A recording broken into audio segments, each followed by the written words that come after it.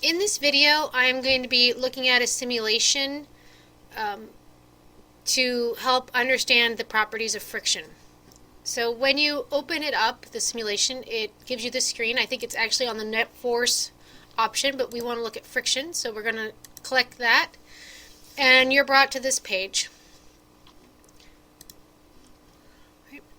So I can choose to apply a force. So here I am applying a 50 Newton apply force, and I see that I have a friction force, and if I click on values, it tells me that both of them are 50 newtons. Right? And the friction points opposite of the applied force. Remember, friction always opposes motion. If it is not moving, the friction would be in the direction that it would move if friction were not there. So if I removed friction by, say, making it none, then I start accelerating in the direction of the applied force.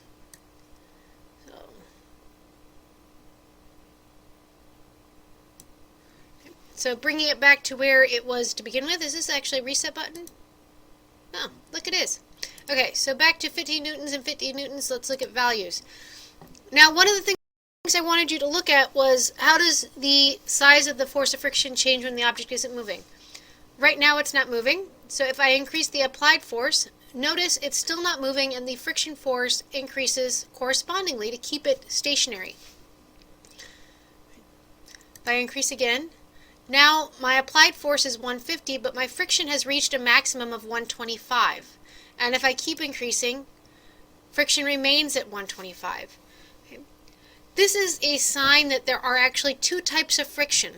There is one called static friction, which takes place when you are not moving, and there is kinetic friction, which is when you are moving.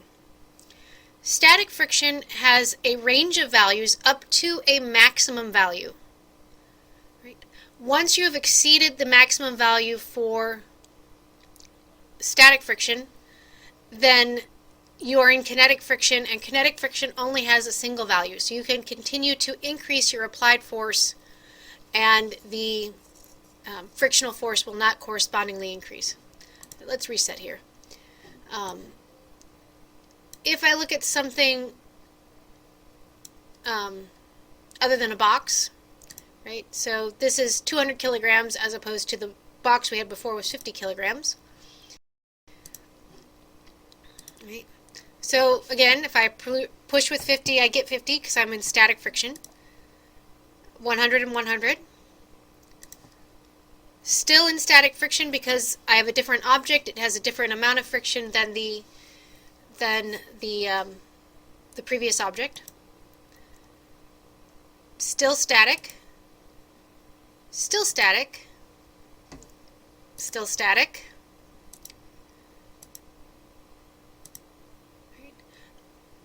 With the amount of friction I have, even with a 500 Newton force, I cannot overcome the static friction between the refrigerator, in this case, and the surface. So what if